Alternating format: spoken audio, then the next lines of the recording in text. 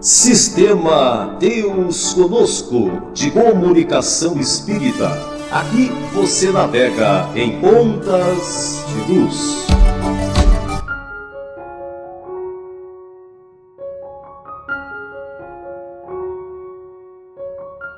Caros ouvintes internautas, sejam todos bem-vindos. Dentro de instantes iniciaremos a nossa transmissão.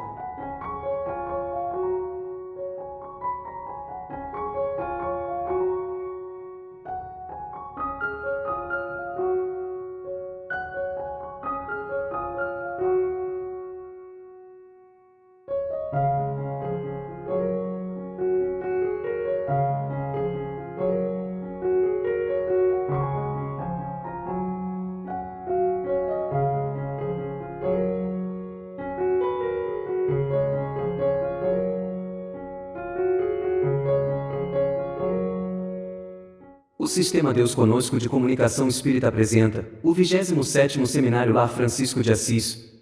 Bloco 2, Frederico Menezes de Pernambuco. Vamos retornar, gente, vamos lá para a gente recomeçar. Eu tenho uma surpresa legal para vocês daqui a pouquinho. Vai ser hoje, já acertei para amanhã, a surpresa continuar. Certo?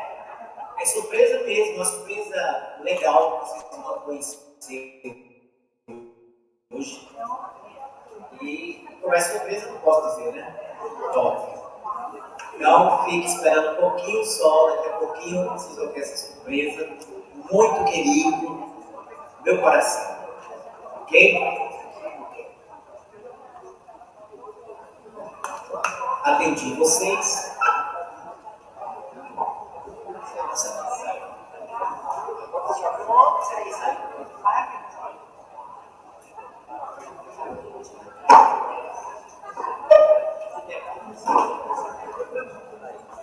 Se quebrar, será livre, né? Eu sou doido.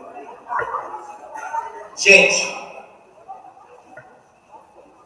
um dos maiores filósofos, um dos grandes poetas da palavra e da escrita, um dos pensadores mais fecundos sobre espiritualidade, Leon Denis, autor dos livros magistrais, O Problema do Ser, O Destino e da Dor, ele nos traz nesta obra que eu recomendo a todas as pessoas por onde eu ando.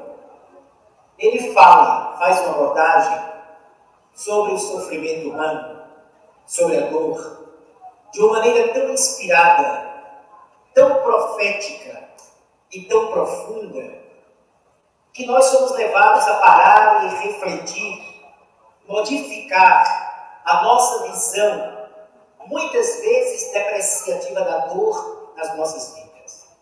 Muitas pessoas desenvolvem uma mágoa em função de não compreender o recurso pedagógico da dor, por não entender a fagulha, a centelha que a dor provoca no despertar da alma.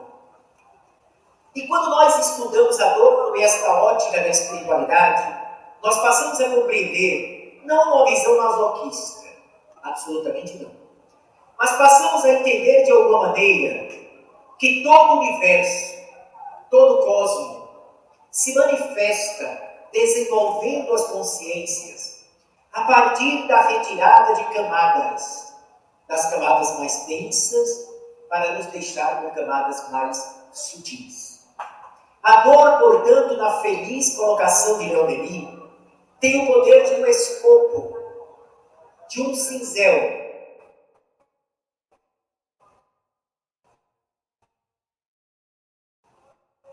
de um brilho belíssimo. Como escultora da vida, vai nos aformoseando, vai nos embelezando. E esta dor vai sendo a grande emanação, o grande leitmotiv da existência de cada um de nós. Quando a gente não encontra nenhum estímulo nem motivação existencial Aí acontecem terremotos emocionais, psicológicos, existenciais, e esses terremotos são também verdadeiros formões, verdadeiros escopos que vão trabalhando as arestas do nosso ser. O anjo que dormita em nós começa a despertar nas primeiras pancadas desse cinzel e desse moinho. Se nós imaginarmos esse processo muito semelhante ao corte de cebola, e de vez em quando, eu estive em Minas agora há pouco, lá na cidade de Bocaiúva, e eu fui dizer que a nossa evolução é semelhante a cortar cebola, todo mundo ficou louco. Que história é essa? Que a evolução tem a ver com o corte da cebola. As coisas inusitadas mexem com a cabeça da gente. Essas duas primeiras fileiras aqui, quando eu falei que era algo semelhante a cortar cebola, o que passou na cabeça de vocês? Camadas, muito bem. E essas camadas, qual é o sentido delas?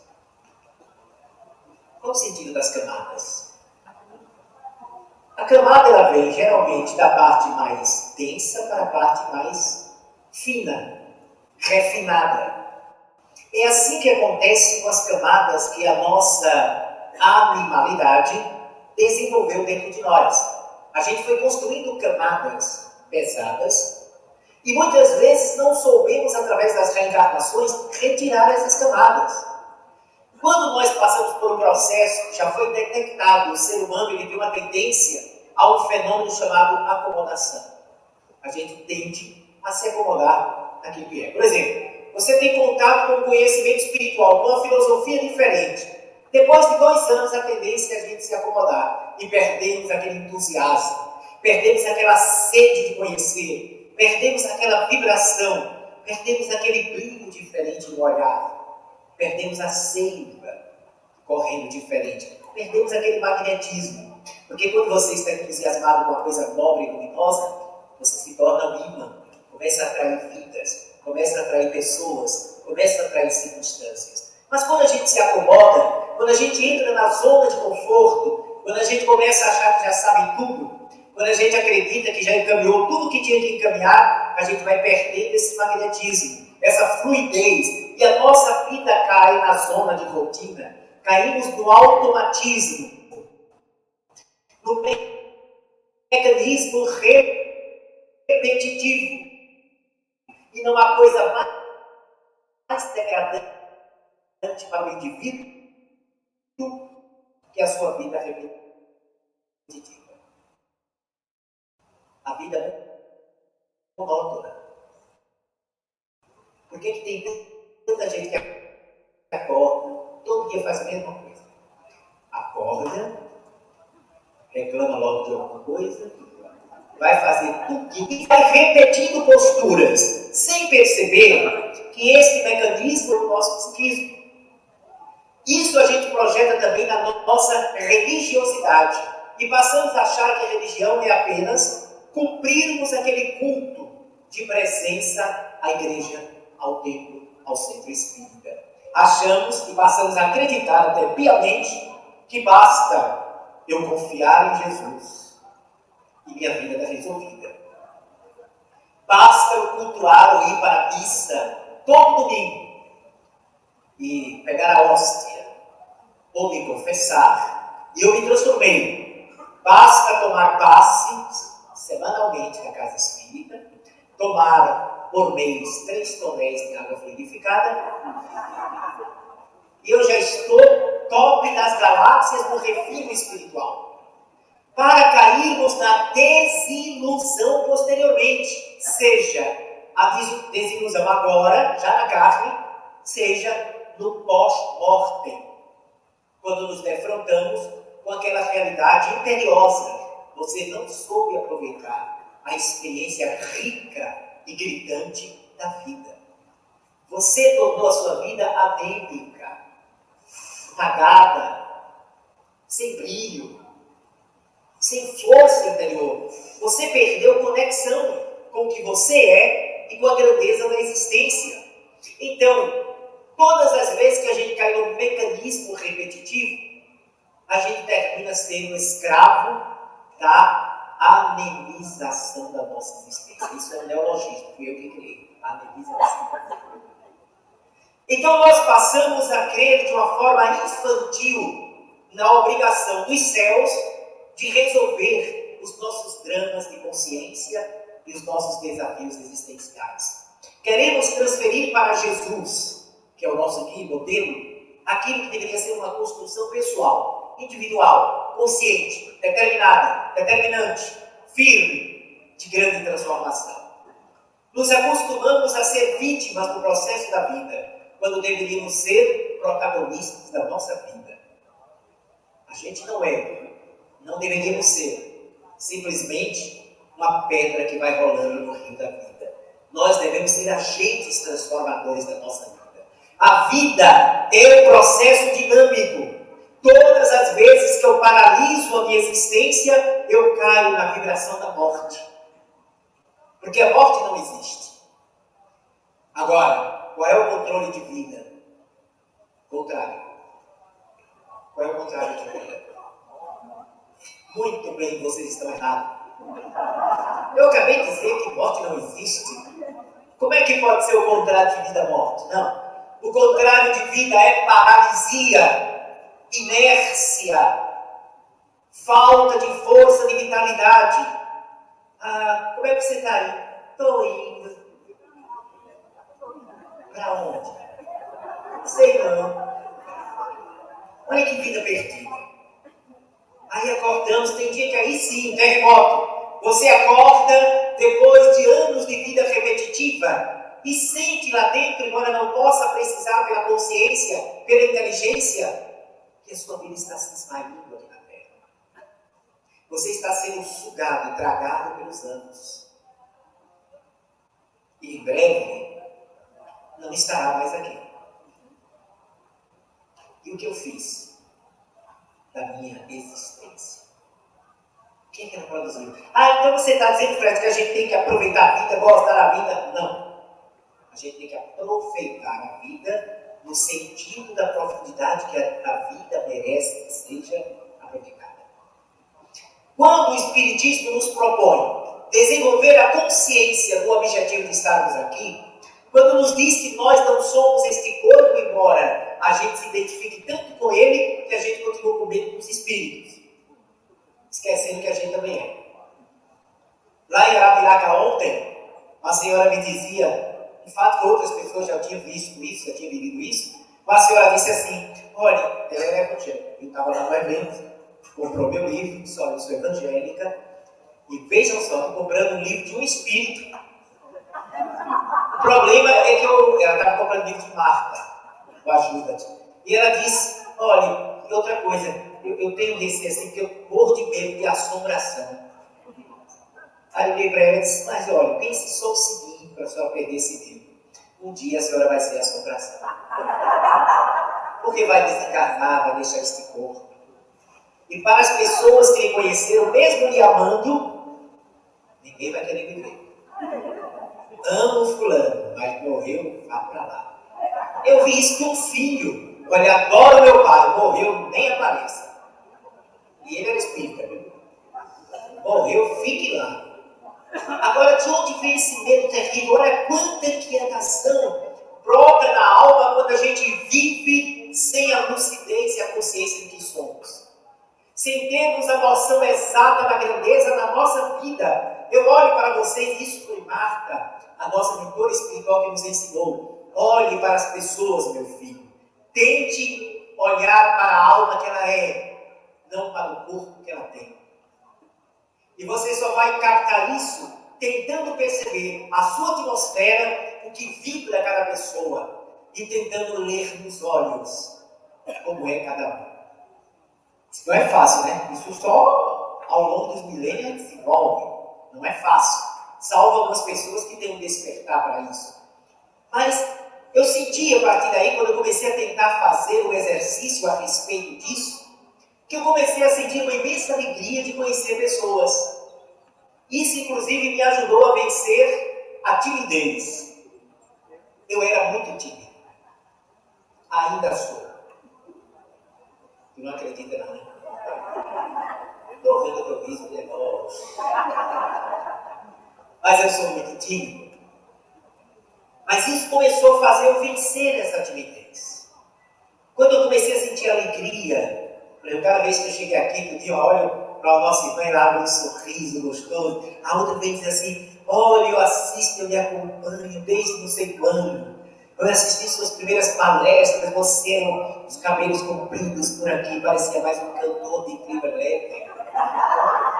Eu gosto de ouvir isso. Eu acho que isso é cheio de vida. E quando eu percebo as pessoas, então ela chega assim, olha, dá pra gente tirar uma foto e guardar aqui lembrança? Claro. Eu acho esse momento um momento mágico. Embora às vezes tenha suas dificuldades. Por exemplo, congressos espíritas que a gente participa é um evento muito grande. Às vezes 2.000 pessoas. E já aconteceu isso comigo. Aí eu terminei várias palestras e estava realmente muito cansado, sabe? Eu estava louco para ir para o hotel, para tomar um banho, descansar um pouquinho, porque tinha sido o dia todo puxado. Tinha outros expositores, mas realmente foi muito puxado. E depois fui autografar os livros, como tinha 2.000 pessoas, quando eu olhei a fila do autógrafo, de um lado eu fiquei hiper feliz, claro, o livro tinha vendido bem, mas por outro lado, quando eu olhei 10 horas da noite. E o interessante é que cada pessoa que pediu um autógrafo pedia para tirar uma foto. Aí eu sentava, eu levantava, as pernas já eram torneadas, senta, levanta. Mas feliz, porque é um momento mágico. Eu acho um momento mágico, eu adoro. Eu não sou fotogênico, mas adoro tirar foto. Adoro, amo. Mas o pior não é nada, gente. Quando já estava assim, era 11h30, 23 horas e 30 minutos. Eu doido para ir para o hotel, né? 23 horas, isso foi lá em Uberaba. E eu estava assim, poxa vida, já não aguentava mais. Aí chegou a última turma, era um grupo de parece de Araxá, parece. A cidade de Araxá, eu acho que era de Araxá. Frederico, você pode tirar uma foto com o nosso centro aqui? E eu torcendo para que fosse um centro pequeno. Quando eu olhei, eu acho que esse centro era gigante. Era gigante. Claro que eu posso, vamos tirar. Aí todo mundo se virou assim, eu fui. Quando eu me virava, gente, quando eu me virava, por favor, ninguém fique chateado comigo, não. São as pessoas mais vividas, como eu. Quando eu me virava, que era uma pessoa assim, ser um pouco mais gasto no tempo. Não muito habitual com a tecnologia. Quando eu me virava, eu disse, meu Senhor. Aí ela passava 20 minutos mais ou menos, focando, né? Eu já com cãibra na boca, assim, 20 minutos. Quando passou 20 minutos, aí a senhora fez, aperta onde? Aí eu comecei a louvar o Senhor em silêncio. Eu só gostava quando era para tirar foto, que eu me virava, era um jovem, principalmente adolescente. Aí, não dava nem tempo, eu ia fazer a pose, já bati 4. Esse é o meu. Então eu senti uma alegria, toda vez que eu virava, eu jovem, vai ser rápido. Eu sei que depois que eu terminar hoje ou amanhã, até os mais vividos vão bater bem rápido. Embora feio, mas vai bater. Então, gente, eu fui aprendendo a olhar, e muitas vezes, e aí eu vou falar muito sério sobre isso, ao longo desses 40 anos de atividade mediúnica, a Lúcia, vocês amigos, a gente vai apurando um pouquinho só mais a sensibilidade. E sempre me comoveu muito a vibração de conflito e de dor de pessoas que, inclusive, por grandeza eterna, tentavam esconder a própria dor. Mas eu percebia. Às vezes eu abraçava uma pessoa e sentia a inquietação que ela estava sentindo. Às vezes eu olhava e percebia. Aí quando eu perguntava, como é que a senhora está? Mas eu perguntava de coração. A pessoa caía na lágrima. Eu estou com um filho que antes de ontem acabou de agredir. Mas ele não é ruim. Desde de manhã. Ele não é ruim. Ele deve estar auxiliado. E aquilo sempre me comoveu muito, porque o drama de pai e de mãe, por tentar entender filho, por tentar entender almas. Às vezes, a gente tem uma tendência natural de julgar as pessoas pelos nossos padrões. Isso é normal, embora seja equivocado muitas vezes. A gente tem um padrão de uma visão, e a gente se esquece que o padrão que nós precisamos adotar é o padrão da boa nova, o grande padrão do Evangelho. Esse padrão do Evangelho, ele desloca a nossa mente da rotina e do padrão comum. E proporciona que a gente possa enriquecer a nossa percepção e a nossa visão, fazendo com que a gente tente entender dramas que muitas vezes não são apenas dramas que nós passamos. A gente tem uma tendência de achar que a nossa dor é única. E não é. Há tanta gente passando por dores semelhantes. Há tanta gente marcada por um sofrimento angustiante. Às vezes porque um parente, o pai, a mãe, o filho, o irmão tem uma postura na vida que nos fere. E ao invés de tentarmos entender e dar uma resposta de auxílio, a gente rejeita. A gente agride. Eu recebi um caso de uma garota, uma adolescente, 17 anos. E ela nos procurou na casa do caminho, desabafando porque ela estava namorando uma pessoa que os pais não gostavam. E aí o pai tinha agido com o namorado, pedindo que ele subisse da vida dela, porque ele queria o melhor para ela. E segundo a ótica dele, ele não era o namorado melhor para ela. Foi um drama terrível, porque era muito apaixonada pelo namorado. E quando a gente está apaixonado, gente, quando a gente está apaixonado, como é que a gente age ou reage às coisas? A gente termina esquecendo amor de pai, de mãe, de não sei o quê, e a gente quer ir em busca daquilo que a gente acredita que é a felicidade. Mesmo que não seja. Mas é o que a gente sente, é o que a gente acredita. Tentei acalmar o coração da nossa amiga, tentei fazê-la entender o limite de percepção dos pais. Jamais tentei colocar ela jamais contra os pais, tentando mostrar que era uma maneira deles amarem com a limitação que eles tinham, era o limite deles. E que ela tentasse compreender para mais adiante contornar a situação. Bom, para encurtar a história, eu sei que meses depois, eu fui procurado pela mãe dessa garota. E ela estava em frangalhos. O namorado foi embora, desgostoso. Parece que foi para a Austrália. Ele foi para longe dele, para a Austrália. E ela, a filha, para agredir talvez os pais e para tentar anestesiar a própria dor, estava se prostituindo. O pai estava super angustiado e a mãe destroçada. E ela, revoltada pelo fato, tomou essa linha equivocada de vida, ferindo a própria dignidade. Mas era uma maneira que ela tinha de punir, que ela pensava que estaria punindo os pais. E estava, porque ambos estavam sofrendo bastante. Não tive a oportunidade de voltar a falar com esta jovem. Infelizmente, mandei recado, diga a sua filha que vem aqui, mas ela nunca apareceu. Também a mãe desapareceu. Não os vi mais. Não sei o final da história. Mas o que deixou a história foi exatamente essa carga de cicatriz por imensas.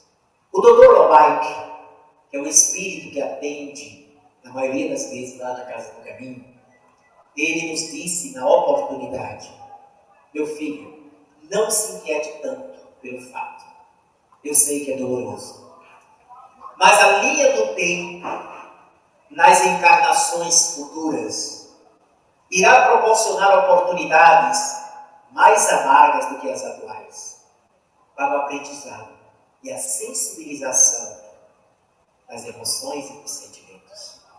Na verdade, a nossa evolução é o crescimento desse universo feito de emoção e de sentimento que todos nós.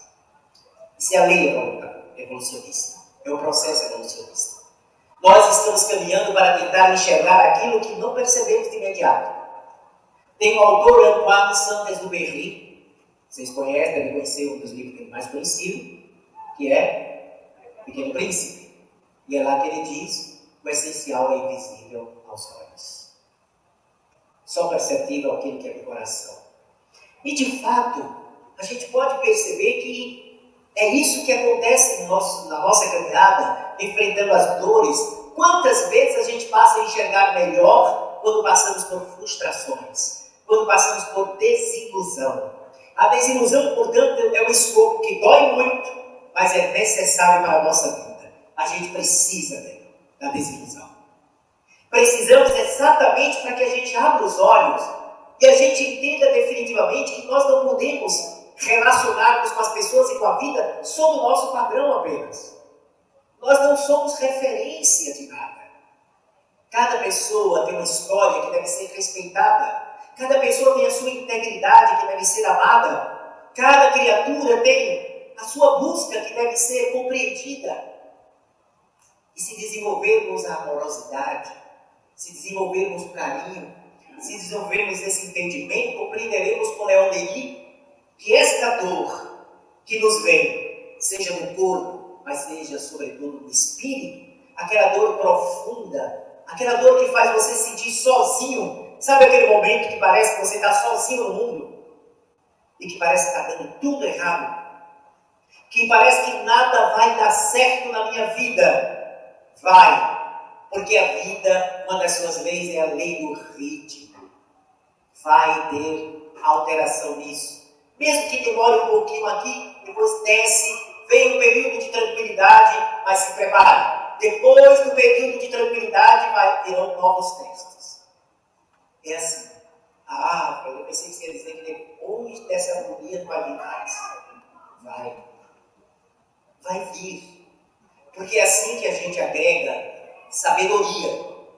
Olhando, por exemplo, a fisionomia de alguns amigos que estão aqui, eu imagino, eu vou tentar de microfonia, eu imagino as lutas e as batalhas que esse nosso amigo já não enfrentou, não é? Que o nosso irmão aqui já não enfrentou, hoje com mais sabedoria, exatamente pelas desilusões, pelos momentos de fragilidade, pelos instantes que você lutou com você mesmo lá dentro. E o nosso amigo também aqui batalhou com feridas que ninguém aqui imagina. Ninguém aqui tem visão de raio-x para penetrar neles. E eu sinto a emoção dos nossos amigos. Os dois irmãos aqui que eu escolhi, mas também o nosso irmão e de vocês, as mulheres, o nosso amigo que já enfrentou tantas batalhas e apesar de todas essas lutas, dificuldades no corpo, dificuldades no coração, dificuldades na mente, abre um sorriso lindo desse para também é para mim, né? Então, gente, é assim que a gente vai conquistando sabedoria. Mas eu não falo só para os cabeças brancas, não. Eu falo para esta jovem, essa outra aqui, porque elas estão se preparando também no meio das experiências que elas têm hoje, que claro, não são semelhantes dos nossos amigos mais envolvidos, mas elas estão agregando experiências e vivências, que daqui a algum tempo virá coisa mais forte. Nascerão os filhos, virão os pequeninos, surgirão os dissabores mais intensos na afetividade. Eita, Fred, hoje vem com terrorismo espiritual. Não. Porque no meio disso também, eu já estou falando de coisas que nós trazemos como elemento, arcabouço de defesa. Veja que nós não somos tão fracos como a gente pensava. Porque quando a gente acha que já sofreu tudo e se acabou tudo, a gente já era.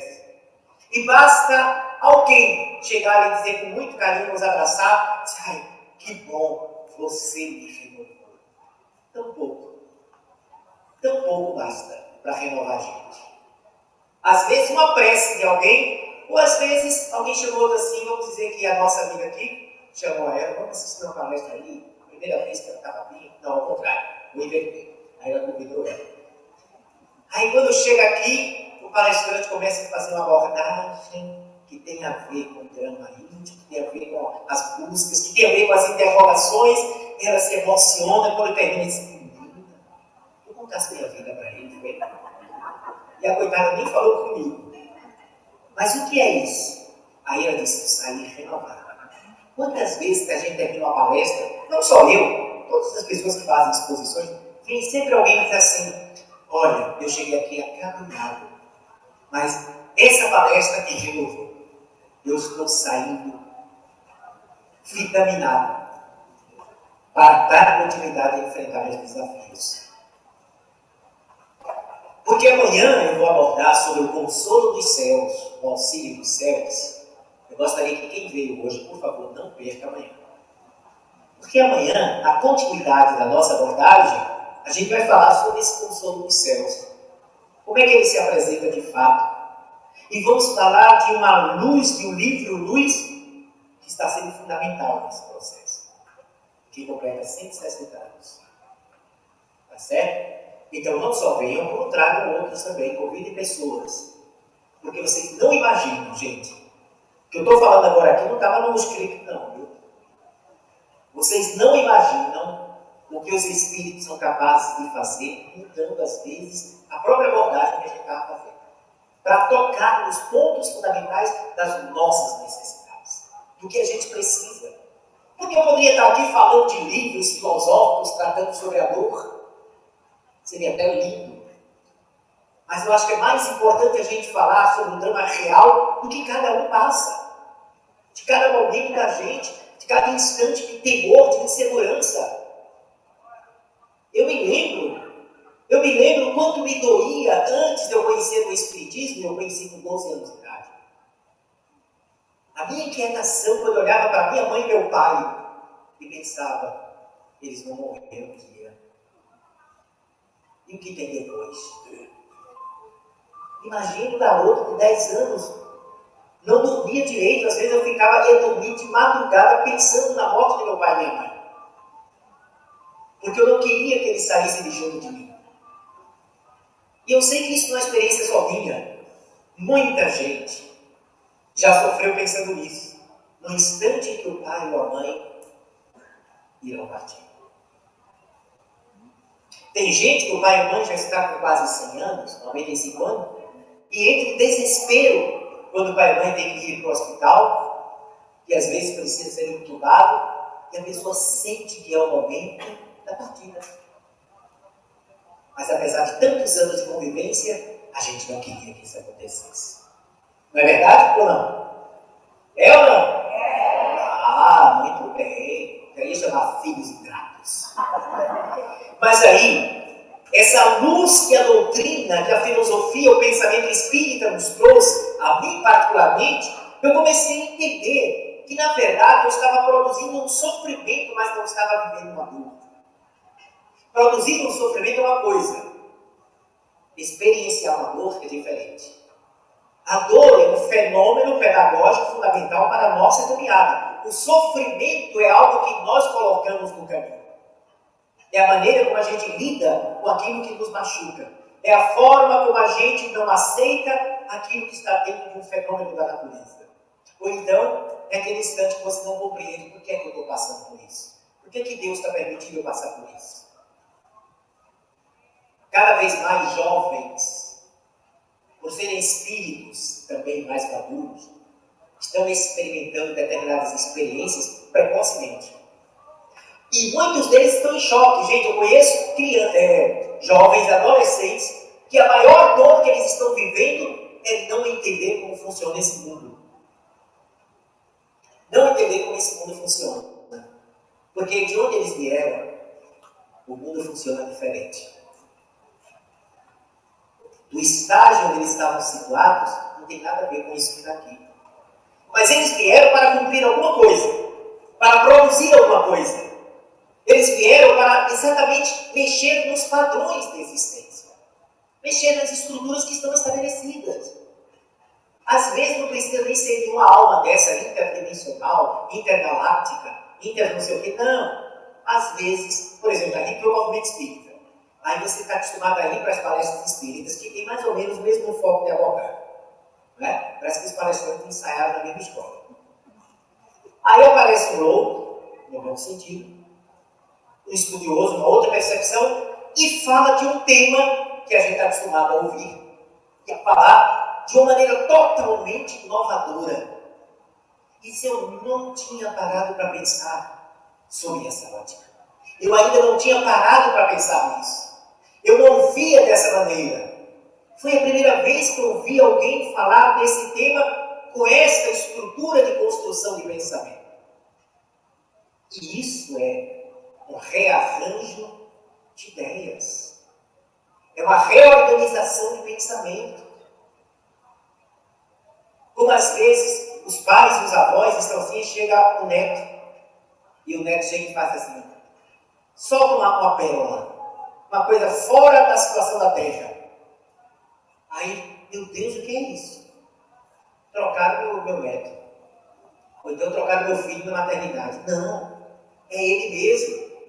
E ele vem e dá um checkmate nas nossas estruturas engessadas de pensamento. Naquilo que está enrijecido dentro de nós. A gente está com a veia entupida. A veia do raciocínio. Está ali entupido, não passa mais nada. Não entra mais nada, a gente continua achando que tudo gira sempre em torno dessa forma de construção de pensamento. E não é. Ninguém avança sem questionar. Ninguém avança sem perguntar. Ninguém avança sem estar aberto ao novo. Que não quer dizer que tudo que é novo a gente deve aceitar. São coisas distintas. Existem coisas inovadoras que são pilastras novas e importantes para um novo momento. E existem pilastras antigas que têm que ficar porque elas são fundamentais. Tem supostas pilastras que na verdade são modismos, que não têm estruturação nas leis superiores da vida. São apenas descubismo e escapismo nosso. Então não é novo. Quando alguém aparecer e dizer para vocês assim, não tem mais problema, agora é mais moderno, Kardec está ultrapassado. Esse negócio aqui, não, o espírito você não quer, pode tirar o espírito, não. Isso não é legal, porque isso é contra uma lei científica do universo. Isso é contra a fundamentação da lei de evolução. Isso é contra a oportunidade que a gente tem para fazer as coisas, reencarnar. Para reencarnar eu preciso que alguém permita. Esse é o ponto nevrálgico. Eu preciso. Se não permitir, vai ter repercussão e consequência. Tem que ter consequência. Tudo na vida tem consequência. Boa ou ruim. Tudo na vida vai produzir uma resposta. Ninguém escapa desse elemento estrutural e fundamental do fenômeno da vida. Absolutamente ninguém.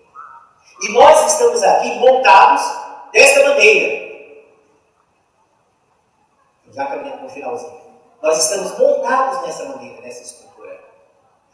E precisamos de um novo olhar. Nós precisamos de um novo olhar sobre a gente mesmo. Não tenha medo de olhar-se diferente. Aí, uma cabecinha branca faz assim. Velho, mas já estou tão velho. Não tem mais tempo nem espaço. Tem! Eu já vi tanto jovem fechado e tantas pessoas vividas abertas. Não é uma questão de idade cronológica. É questão de a gente não aceitar e não acreditar que pelo fato de eu estar mais maduro, cronologicamente, a minha mente não está preparada para ser fecundada por ideias transformadoras. E eu digo, sabe qual é a ideia mais avançada que eu já ouvi nesses últimos tempos? E olha que eu leio bastante, viu? Eu leio com muita gente. Eu estou falando fora do meio espírita. Não é livro espírita, não. Estou falando no geral. Mas sabe qual foi a ideia mais inovadora? Mais transformadora? Mais rica em coisas novas? Essa ideia tem mais de 2000 anos. E cada vez que eu me debruço sobre elas, eu vejo que ela está no futuro da humanidade. É o maior tratado de sociologia que o planeta já conheceu. é o maior tratado de psicologia avançada que o mundo já teve. É a maior abordagem de saúde integral e holística do planeta. E chama-se Evangelho. Sem nenhuma expressão, e vou ser muito direto, sem nenhuma expressão de qualquer fanatismo de natureza religiosa. Muito pelo contrário. Fazendo uma análise, um estudo criteriosamente sobre a condição humana. O que é que ele traz para a gente? É insuperável. Todas as vezes que a gente se associa a essa mensagem, a gente compreende melhor as dores da alma e a gente aprende a lidar com as dores da alma nossa, auxiliando também as dores das almas das outras pessoas. Só o egoísmo faz a indiferença. Eu quero saber lá da dor de ninguém. Eu vou ver a minha vida. Eu sou jovem e tenho muita coisa para viver. Lembre-se primeiro que ninguém sabe se o jovem vai viver muito. O jovem também desencarna. Ou não? Sim. Jovem também estica a canela. Vai para a terra do pé junto. Do mesmo jeitinho.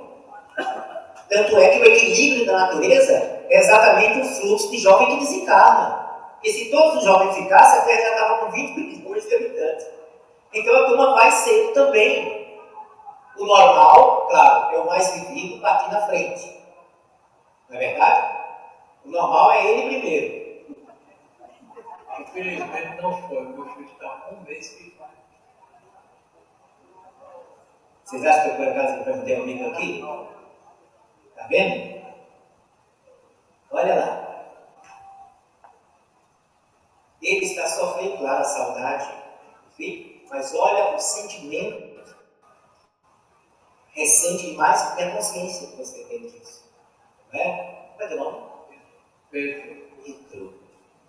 Você já explica, Pedro?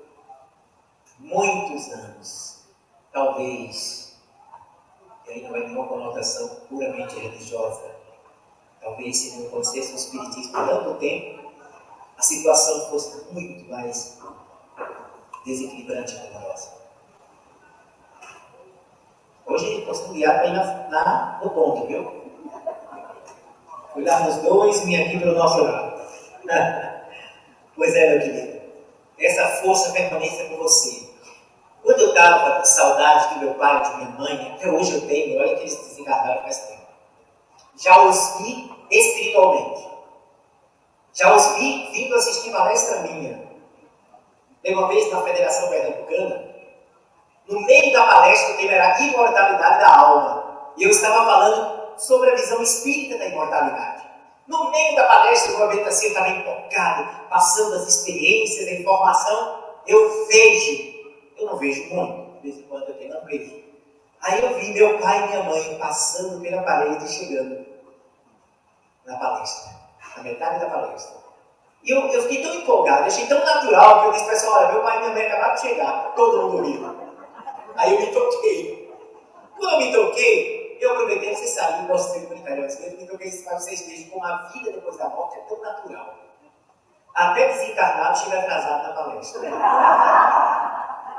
Mas eu sei que eles vieram de uma outra tarefa e passaram lá para me ver. Quando eu lançava o meu primeiro livro, psicografado, Páginas da Eternidade, foi lá na instituição que eu estava vinculado, e faltando 5 minutos para eu começar a palestra, aí eu vejo pelo corredor, eu estava de cabeça baixa, quando eu levantei a vista, minha mãe. Meu pai ele estava aqui na terra, minha mãe entrando, a coisa mais linda do mundo, porque ela era muito bonita. Dizem que eu puxei ela. Ela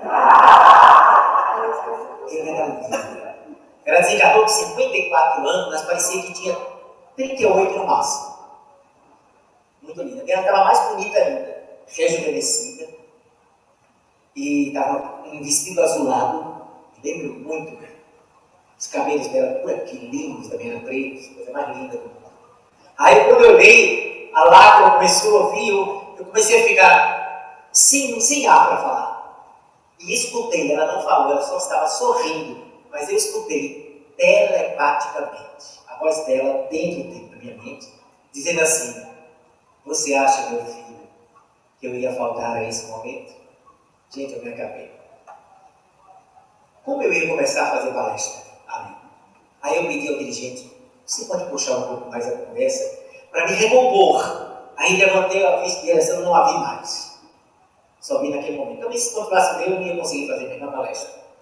E eu digo a você, até hoje, Pedro, quando a saudade está muito grande dos meus pais e de 3 irmãos que partiram de 5 anos para cá, os amigos espirituais me dizem, quando a dor da saudade estiver muito intensa, lembre-se do lindo momento que vai ser quando você concluir seu compromisso na Terra. E ao abrir os olhos no mundo espiritual, você vai voltar a ver o sorriso de sua mãe e o carinho do seu pai. Lembre-se que vai ser o momento mais belo após a sua desencarnação. Eu digo mesmo para você, Pedro. E para todos aqui que têm vivenciado esse momento, de ver um ente querido, um filho, como o nosso Pedro, ou a mãe ou o pai, o reencontro é uma das peças mais fundamentais da lei da vida. Tudo recomeça no universo. Tudo! Recomeça o dia na alvorada, retoma a noite com a lua, recomeça a nossa existência nas reencarnações. Tudo é recomeço na nossa trajetória. E recomeço é retomada. E retomada é ao lado de quem amamos. Não há separação definitiva de quem se ama. Nunca. Nunca.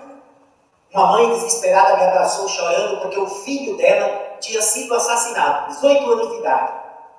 E ele estava envolvido com drogas e assalto a banco. Ela soluçava abraçada comigo. E foi tanto um choro que eu comecei a chorar também. Eu não conhecia o filho dela. E ela dizia, seu Fred, meu filho foi assassinado, seu Fred, faz 3 dias. Eu estou morrendo de saudade dele. Mas eu me lembro que ela me falava várias vezes que ele batia nela. Que ele batia nela para pegar coisas, para comprar drogas. Ela é uma sofredora imensa. E vendo aquela mulher dizendo, eu tenho tanta saudade do meu filho. Eu sei que ele fez coisas erradas. Mas, seu Fred, me dê uma palavra de consolo. Eu preciso saber, meu filho está bem. Eu não podia dizer a ela que estava bem, no sentido que ela queria. Porque diante dos processos naturais dele, é claro que ele deveria estar em um choque muito recente. Eu só pude dizer a ela isso. Não há espírito algum fora da proteção de Deus. O seu filho, com certeza, tem amigos e benfeitores que estão cuidando dele. O seu filho vai, dentro em breve, estar recuperado. Eu tenho certeza que quando ele estiver melhor no mundo dos espíritos, ele se transformará num anjo de proteção no seu coração. Eu não falei, não menti não, falei a verdade. Não anjo no sentido do espírito perfeito, mas anjo no sentido daquele que vai protegê-la. Porque no fundo ele também a amava. Mas ele era prisioneiro do desequilíbrio, das drogas, e infelizmente, tanto das más influências como das más tendências que ele trazia na alma. Foi assassinado como muitos jovens são, envolvidos nesse campo. Mas todos eles são reerguidos. Todos são reerguidos. O pior criminoso é levantado. Empreende uma renovação e começa uma nova etapa da sua trajetória. Não esqueço, numa reunião mediúnica que eu conversei com esse espírito várias vezes. Ele tinha sido um jovem de rua, desencarnou na rua, 17 anos de idade. Morreu de fome e frio. Lá mesmo em Recife. E conversando com ele várias vezes, ele dizia, seu Fred, vou me chamar seu Fred. Seu Fred, eu parava às vezes nas casas, porque estava lá a família reunida, eu ficava olhando, doido para ter uma família, seu Fred. O pessoal achava que eu ia roubar. Mas eu estava só olhando, eu achava bonito. Quando tinha um menino brincando, tinha outro sentado na mesa, eu ficava olhando. Aí quando o homem me via, dizia, quem está olhando, sai daí, eu vou mandar a polícia. Ele disse que saía desesperado. Ele nunca pegou o que era dos outros, mas ele vivia na rua. Vivia na rua, passava necessidades, fome, E estava ele ali conversando conosco, a gente procurando amenizar. Foram meses de conversa. Toda reunião mediúnica ele era trazido. Até que um dia ele se despediu porque ia fazer um tratamento agora com os espíritos diretamente. 2 anos e meio depois, ele atua através de uma amiga nossa, médium maravilhosa, uma sensibilidade fantástica. Ele atua já numa postura renovada. E olha o que ele disse para mim. Seu Fred, quando ele disse isso, eu reconheci imediatamente quem era. Eu vim aqui agradecer a vocês, o grupo, e eu vou reencarnar. Ele usou esse termo mesmo, eu vou reencarnar. Eu vou voltar para a Terra. E, seu Fred, eu estou tão feliz porque me disseram que eu vou ter um pai e uma mãe. Já imaginaram? A alegria dele é porque é ter pai e mãe. Irmão, eu vou ter uma família, seu Fred. Agora eu estou sabendo por que eu fui para a rua. Agora eu estou sabendo por que eu não conheci meu pai e minha mãe. Agora eu estou sabendo porque eu passei o que eu passei. Tudo tem uma razão, né? Então eu já sei, agora sim, me disseram eu vou ter pai e mãe. Eu devo valorizar minha família. Eu devo valorizar meu pai, minha mãe e meu irmão. E ele se despediu chorando. Se despediu entre lágrimas. Se despediu desejando compreender melhor o caminho luminoso que está na sua frente. Foi legal isso? O que vocês acharam dessa história? Foi bom, né? Mas eu disse a vocês que eu tive uma surpresa que era muito grata ao meu coração. E esse evento resolveu trazer uma pessoa que eu reputo de uma preparação, de uma beleza de espiritualidade muito grande. Fez um curso lá na nossa Casa do Caminho, deu um curso para a gente, escreveu obras. O último livro dele é Dor e Superação, não é isso? Meu querido irmão, psicólogo, tem um instituto, o nome dele lá em Recife, Fernando Costa, que veio falar para os jovens, e eu disse, vou quebrar o protocolo, você vai falar também para o nosso público maior. Fernando, vem cá. É essa figura querida.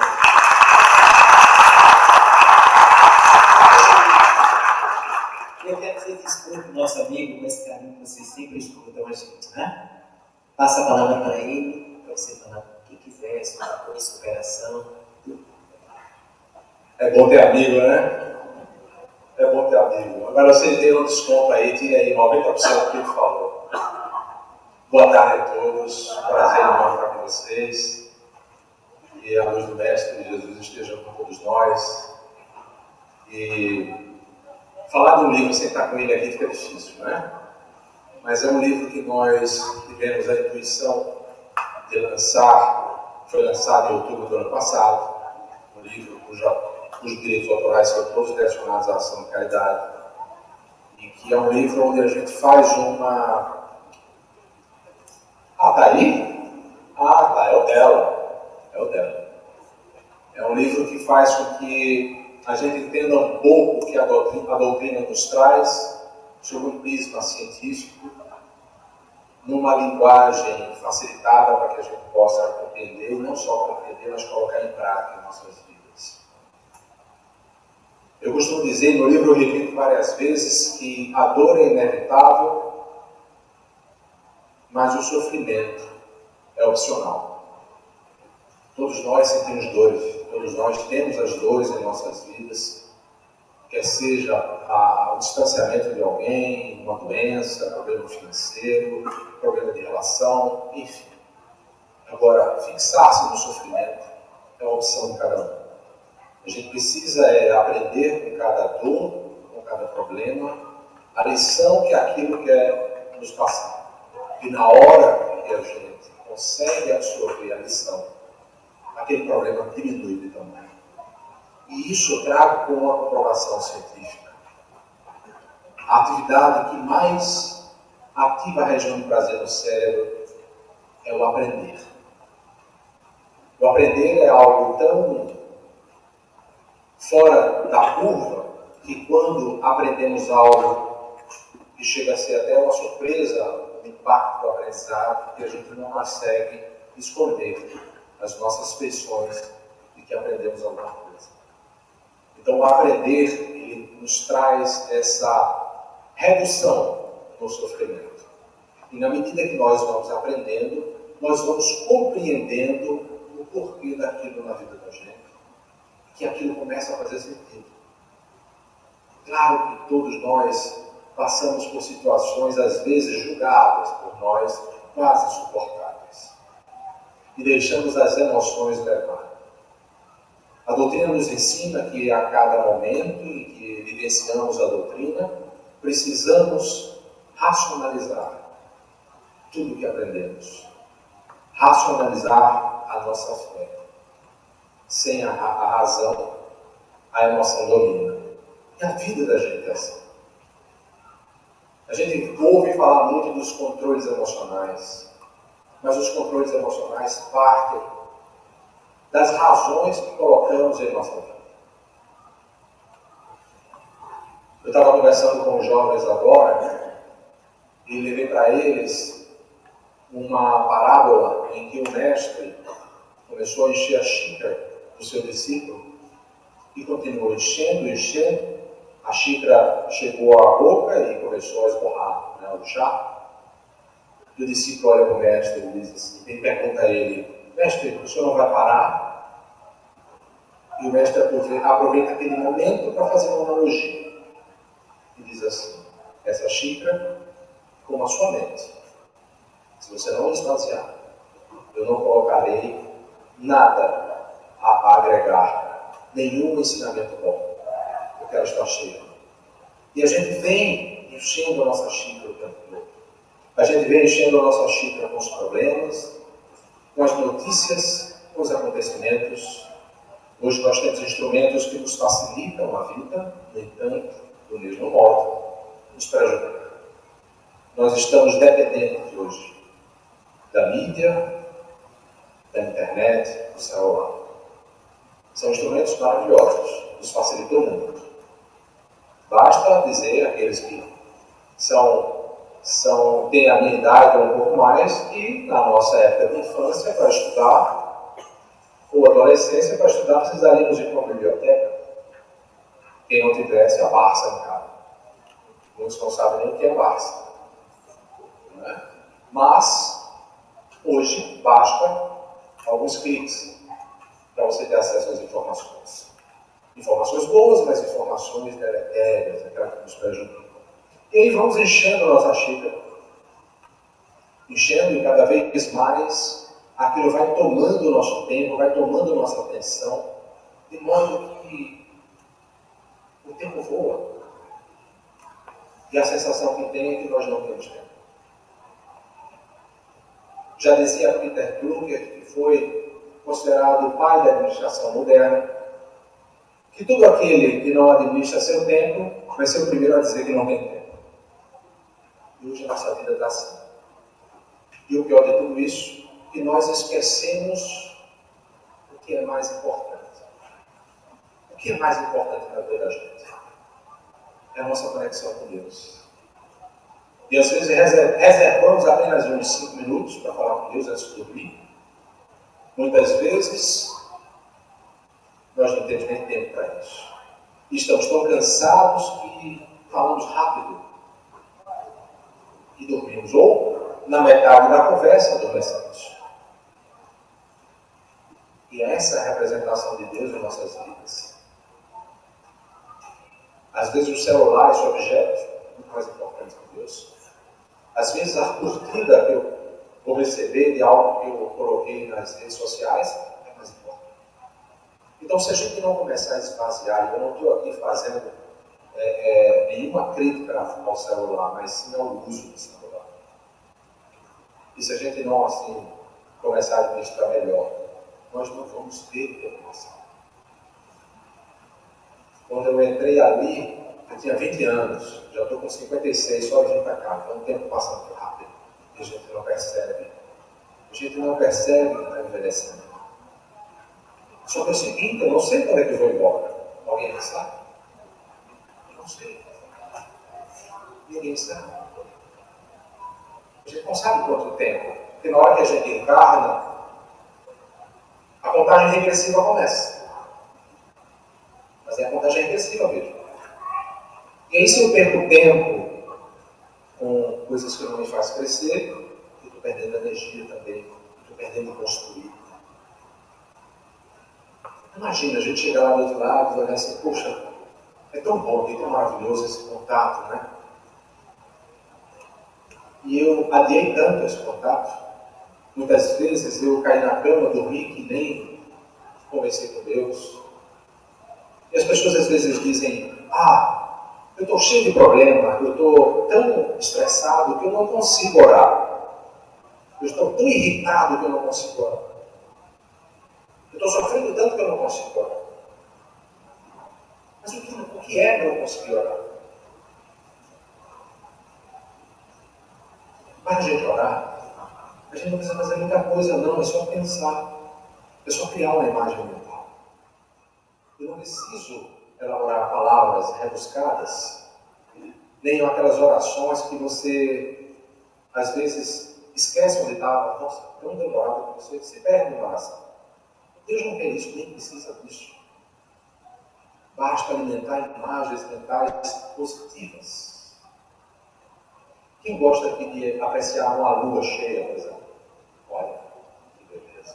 O mar.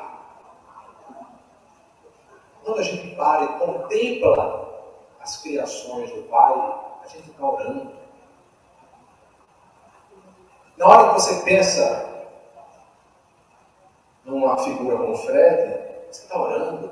São pensamentos bons.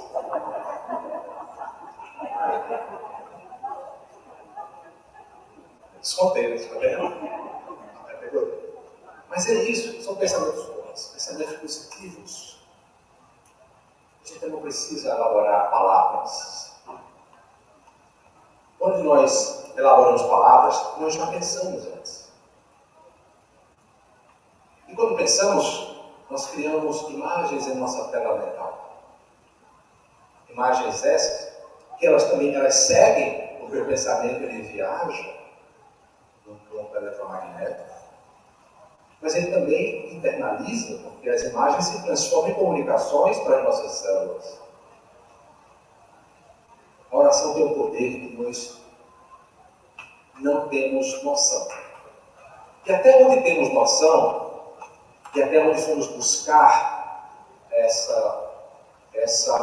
benefícios da oração, cientificamente comprovados.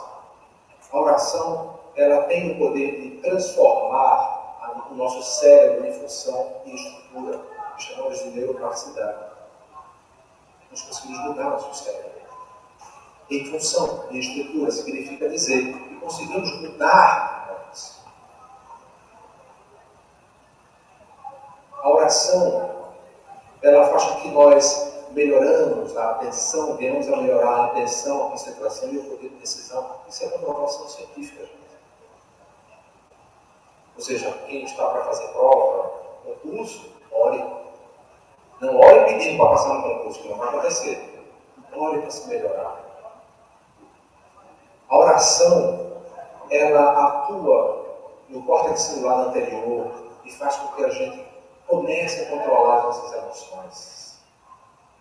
A oração libera a ocitocina, o hormônio do amor, aquele que libera a comunicação, o abraço.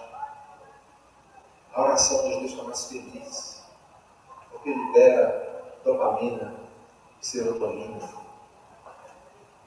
A oração faz com que a gente sinta menos dores e sinta menos a ação ambiental, porque além de diminuir a atividade do córtex parietal, libera endorfina e encefalina, que são as morfinas naturais.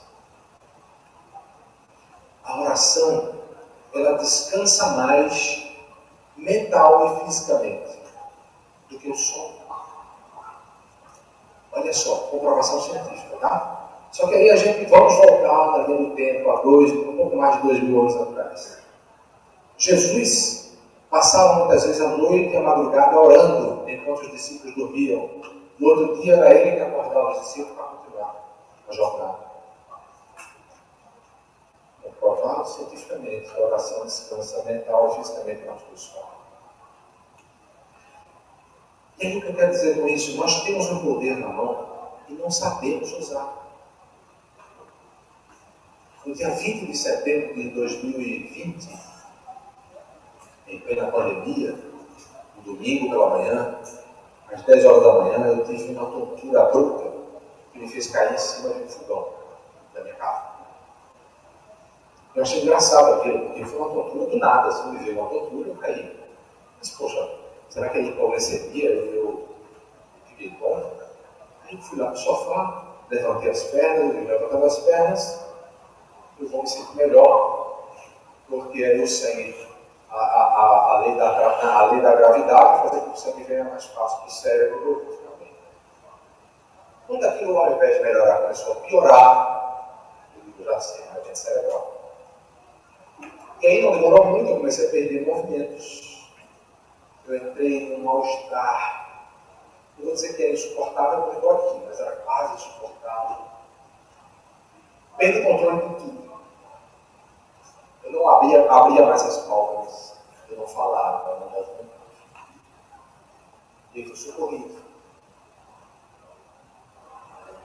E eu ia, naquele momento, agradecendo a Deus. Porque Deus tem me deixado com o que eu mais tenho precioso, o pensamento. Eu não tenho mais nada, gente. Eu só tenho pensamento. E eu comecei a agradecer a Deus, pensamentos. Em pensamento. Agradecer a Deus por estar ali. Porque eu poderia ter morrido, poderia ter desmaiado. Enfim, eu tive um AVC. Um AVC esquerdo. Mas eu agradeci a Deus. E as pessoas, durante o trajeto, e lá no hospital, as pessoas conversando entre si, e eu respondendo a elas, só que em pensamento, eu escutava. Até brigar com o médico, eu briguei, mas em pensamento, né? Eu não sabia o que estava brigando com ele. E eu comecei, sabendo que era um evento cerebral, eu comecei a criar imagens mentais. Isso que eu estou falando assim. Eu criava imagens mentais de caminhar, sentar, pegar, tudo que eu não podia fazer. E eu comecei a repetir essa imagem, eu tinha que fazer. Não saía do canto, estava deitado, não movia nem o dedo, só pensamento, então, vou pensar. E tudo isso me trouxe um resultado muito positivo. Primeiro, na hora que eu percebi que era um evento cerebral, ao invés de entrar em desespero, deixar a emoção levar, eu agradeci a Deus. Entrei em estado de oração. Se eu entrei em estado de oração, eu me acalmei. Eu fiquei tranquilo, controlei as emoções. O que faz muitas vezes numa condição dessa a pessoa desmaiar é o estado emocional. E chega num ponto de estresse e o cérebro faz assim, vou desligar. E na hora que você desliga, você não está pensando, você não vai ter domínio do pensamento, para você não trabalha o seu cérebro. Então eu comecei a trabalhar o cérebro, criando imagens, conversando com as pessoas mesmo que eu não sabia. Só os espíritos que estavam lendo meus pensamentos, né? Que sabiam, né? Mas ninguém ali sabia. Mas a oração, ela foi o tempo todo ali a base de todo o trabalho. Às 5 horas da tarde eu consigo abrir os olhos. Digo, opa, mas eu não tenho para agradecer, né? Pela vez eu não vou ficar cego. Abri os olhos.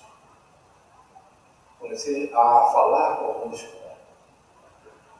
No dia seguinte, às 8h23 da manhã, estava eu embaixo do chuveiro tomando banho sozinho.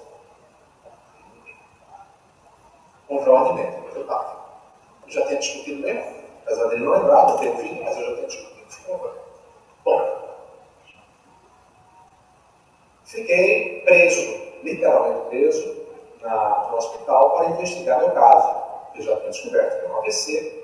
Esse AVC não foi no cérebro, e sim no cerebelo. Esse cérebro tinha uma parte que nós temos, cada lado. 60% do meu cerebelo direito morreu. Não chegou nada. Desencarnou, 60% de atenção. Foi embora. E eles queriam entender, primeiro, por que eu tive AVC, que meus exames estavam todos dentro da normalidade.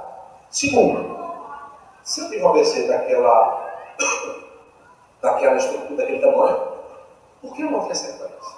Que pelo menos as sequelas de marcha de movimento, fala, eu teria. Até mesmo era esperado alguns esquecimentos. Esquecimento de automatização emocional. O que é isso? A gente aprende ao longo da vida a controlar certas emoções diante de certas situações. E tudo isso, quando a gente automatiza, vai para o cerebelo. Porque desocupa o cérebro de trabalhar. Isso eu perdi um pouco. Tive que começar a reaprender isso aí. Mas o resto não tive. Minto. Em algumas palestras eu fazia, as palavras vinham aqui, mas não saíam. Algumas palavras. Não eram todas, algumas. E é o que eu fazia. Eu pegava o sinônimo, mas o sinônimo saía. A palavra não saía, mas o sinônimo saía. Então estava bem. Só dava uma pausa. Pois bem. Isso chama-se neuroplasticidade. E a oração faz isso. A oração nos faz superar os problemas, as dores, as dificuldades. Às vezes eu vou contar essa história, as pessoas pensam, não, isso aí é folclore, mas eu tenho prova. Eu não trouxe aqui porque isso aqui foi um grande presente que eu recebi de Fred, essa oportunidade de falar com vocês. Mas é isso. A gente precisa usar as ferramentas que Jesus nos ensinou. A gratidão me fez não cair nas emoções deletérias. A oração me fez suplantar todas aquelas dificuldades que eu teria que enfrentar. E a reconstrução das células, porque as células que morreram, não ressuscitam. As novas conexões são feitas. E eu tive uma aceleração nessa reconquista de célula devido a tudo isso. E a cada momento que eu lembrava, eu agradecia. Então, se a gente não acha, e muitas vezes a gente não acha motivo para agradecer, ou para orar, vamos agradecer. Agradecer pelo bem que nos chega. Né? Nos chega bem, o bem nos chega a todo instante, como agora, estamos respirando. Se vocês já estão escutando, é porque não estão surdos. Se me veem, é porque não estão cegos. Se vieram até aqui, bem ou mal, conseguem de alguma forma se locomover. Vamos agradecer. Agradecer também ao mal que não nos chega, né? Porque muita coisa é evitada, a gente sabe disso. Mas agradecer sobretudo aos males que nos alcançam, porque é a partir deles que a gente cresce. Então, meus queridos, era isso que eu queria trazer para vocês, essa oportunidade de ter com vocês esse momento. Muito obrigado, que Deus abençoe a todos.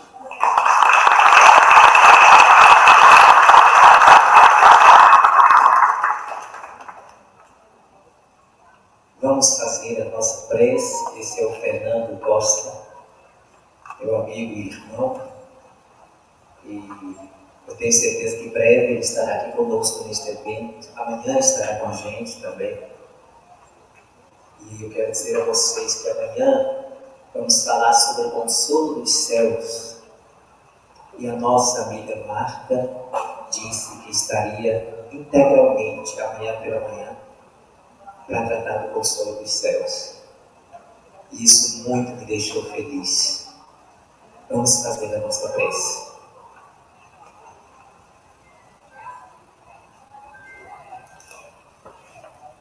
Senhor nosso,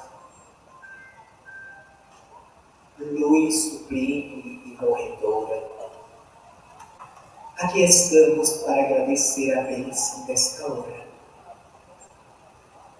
Nesses instantes de reflexão a respeito das dores, a respeito das lágrimas, a respeito das lutas, através das claves, nos levantamos para a vida plena. A gratidão imensa que devemos nutrir, irradiar, representa a nossa conexão com este amor que não se abala ante a nossa rebeldia. E por isso mesmo, repetimos nesse instante gratidão, porque nos momentos em que tocamos, o teu amor nos reergueu. Gratidão, porque diante dos momentos de amargura, a tua luz cicatrizou nossas vidas. Gratidão, porque temos oportunidades redobradas em nossa trajetória de vida. E pedimos, Senhor, que as tuas bênçãos se derramem sobre todos os presentes, os amigos que estão na matéria, e estes tantos amigos, domiciliados do mundo espiritual, que nos acompanham nas reflexões luminosas. Abençoa-nos, portanto, e permite que todos os corações retornem aos seus lares em vibrações serenas e de paz. Fica conosco e nos abençoa hoje e sempre.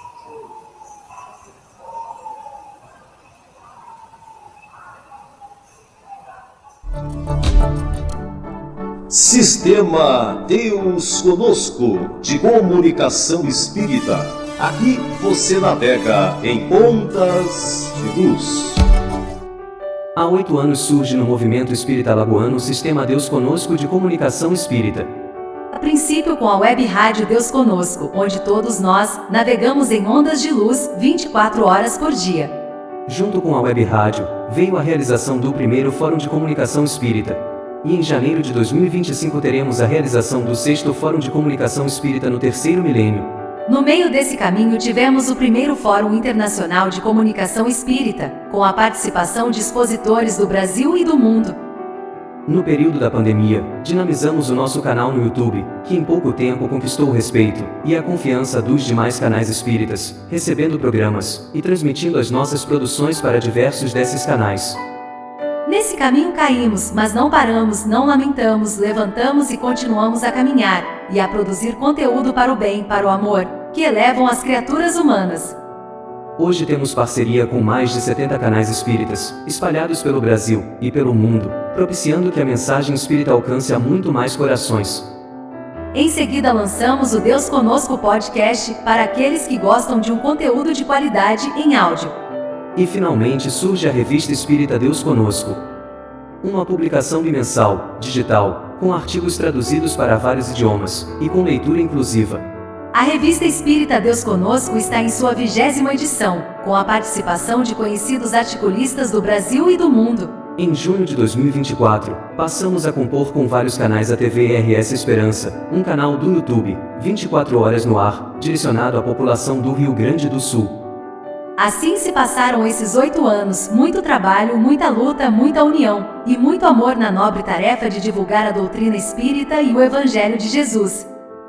Mais anos virão, e nós continuaremos a nossa tarefa, porque aqui, no Sistema Deus Conosco de Comunicação Espírita, você navega em ondas de luz.